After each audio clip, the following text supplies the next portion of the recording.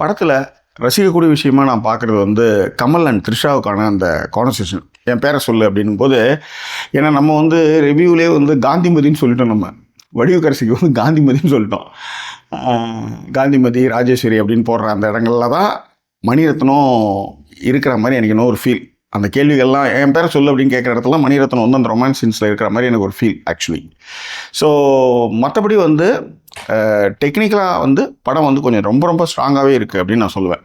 படத்தில் நான் இன்னும் ரசித்தது வந்து ஃபஸ்ட்டு வந்து அந்த பிளாக் அண்ட் ஒயிட்டில் நடக்கிற விஷயங்கள் வந்து ரொம்ப நல்லா இருந்தது.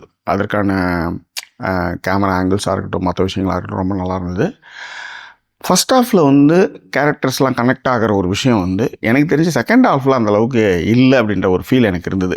எஸ்பெஷலி மணிரத்னம் படங்களில் வந்து ஒரு உணர்வுபூர்வமான விஷயங்கள் வந்து கனெக்ட் ஆகும்.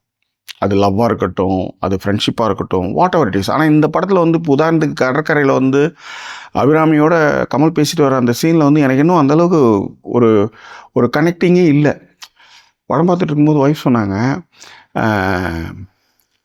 படத்தில் நடிக்க வந்த சிம்பு நல்லா இருக்காரு, ஆனால் படம் இருக்கிற கமல் வந்து பரதேசமாக இருக்கிறாருன்ற மாதிரி. அதுவும் ஒரு காரணமாக இருக்கலாம்னு நினைக்கிறேன். I think so. ஏன்னா நம்ம ஒரு நாயக பிம்பம்னு ஒன்று வச்சுருக்கோம்ல, அதில் கமல் வர்ற அந்த செகண்ட் ஹாஃப் சீன்ஸ் எல்லாமே வந்து ஒரு மாதிரி ஒத்துக்காத்த மாதிரி ஒரு ஃபீல் இருக்குது. I think so.